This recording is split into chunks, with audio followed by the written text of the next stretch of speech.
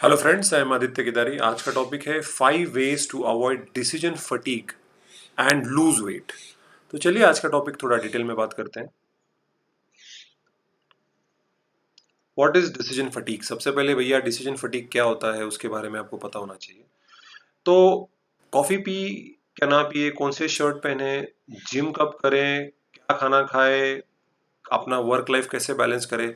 तो हर हम अपने ज़िंदगी में हमेशा एक डिसीजन, हर एक पॉइंट पे हमें डिसीजन लेना पड़ता है। जैसे सुबह उठने के बाद कॉफ़ी पिए या ना पिए, शर्ट कौन सा पहने या स्कर्ट कौन सी पहने, या कान की बाली कौन सी रहे, या जिम का टाइमिंग क्या रखे, कितने बजे वर्कआउट करे, खाना कब कौन सा खाए, प्री वर्कआउट क्या खाए, पोस्ट वर्कआउट क्या खाना चाहिए, वर्क कब कब कैसे करना चाहिए, वर्क लाइफ और पर्सनल लाइफ कैसे बैलेंस करना चाहिए।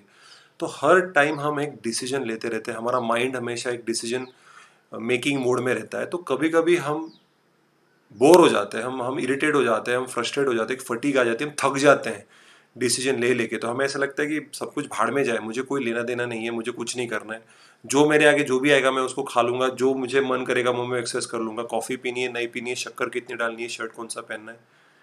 इसका इम्पैक्ट फिजिकल मेंटल होता है। बहुत ज़्यादा स्ट्रेस बढ़ जाता है। जैसे भी मैंने बोला, स्ट्रेस अगर आपके लाइफ में बढ़ जाएगा तो ऑब्वियसली आपके हेल्थ पे नेगेटिव इम्पैक्ट होगा और आपका वेट गेन होने की प्रोबेबिलिटी बढ़ जाएगी। That is basically decision fatigue, कि डिसीजन ले लेके आप थक जाते हो, और थकने के बाद आप केयर नहीं करते। फिर you don't care what you are eating, what whether you are working out और not, how are you looking doesn't matter. ठीक है। So that is decision fatigue. So how decision fatigue affects weight loss. अभी weight loss पे इसका impact क्या होता है, तो चलिए देखते हैं। सबसे पहले जब डिसीजन फटीग होता है तो सबसे पहले हम कुछ भी खाने को स्टार्ट कर देते हैं। वी डोंट केयर कि मैं क्या खा रहा हूँ। भूख लगी है, मैं ऑलरेडी थक चुका हूँ सोच सोच के कि क्या कौन सा खाना खाना चाहिए, कौन सा खाना नहीं खाना चाहिए। मेरे आगे जो आएगा वो मैं खा लूंगा। डिसीजन फटीग की वजह से, जैसे मैंने आपको बोला, स्ट्रेस लेवल बढ़ जाते हैं।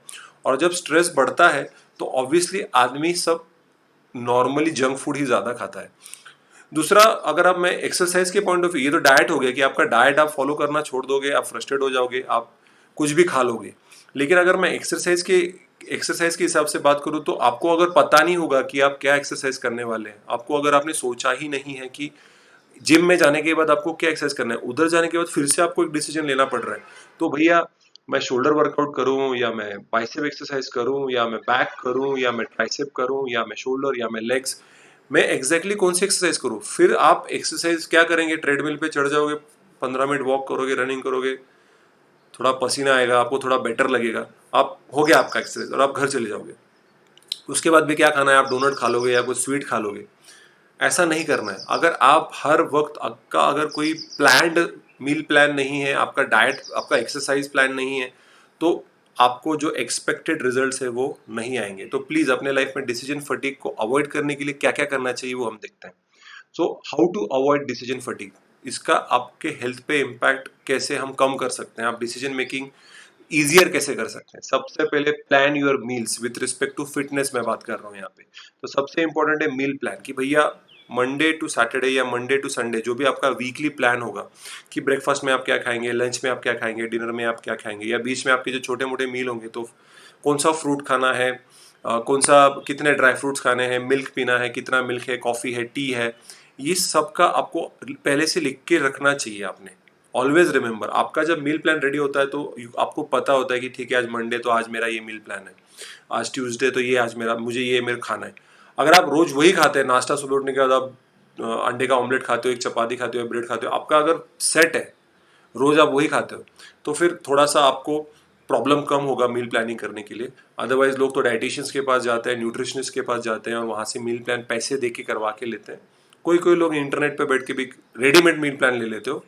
लेकिन मैं हमेशा कहता हूँ कि आपका जो फिटनेस गोल है, आपका जो इंटेंशन है, उसके हिसाब से आप मील प्लान बनाइए। रेडीमेड जो मील प्लान्स होते हैं इंटरनेट पे, not necessarily that they will give you results. तो खुद का प्लान खुद बनाइए या किसी की हेल्प लीजिए जो उसमें एक्सपर्ट हो। सेकेंड बात है, establish regular routines. Regular routine set करना बहुत ज़्यादा इंपॉर्टेंट है, कि आपको आपके फिटनेस गोल्स या अपने लाइफ के इन जनरल जो भी गोल्स होंगे उसको रीच करने के लिए रूटीन होना बहुत ज़रूरी है। कितने बजे उठोगे, कितने बजे कॉफ़ी, कितने बजे वर्कआउट, कितने बजे काम, जॉब टाइमिंग्स क्या है, कितने बजे आपको सोना है, कितने कितने घंटे सोना है, क्या खाना, ये रूटीन सेट चाहिए। अगर रूटीन से बोर हो जाते हो तो संडे आ ही जाता है, संडे में थोड़ा रिलैक्स, क्योंकि नॉर्मली अगर आप मील प्लान में भी देखते हो तो एक संडे में एक चीट मील अलाउड होता है, ठीक है। तो रूटीन सेट होने चाहिए, मतलब जब सेट होता है आपको पता है कि यही मुझे करना है, तो आपको डिसीजन लेने की जरूरत नहीं पड़ती कि अब मैं क्या करूँ, एक्सरसाइज में क्या करूँ, अब मैं क्या खाऊं। तो रूटीन जब अगर आपकी सेट होगी तो आपको फिटनेस गोल्स तो आपको अचीव करने में थोड़ा इजी होगा। Nothing is easy, but decision making तो एटलीस्ट इजी हम कर ही सकते हैं। So this is the second step. Third step है strengthen your self control via exercise.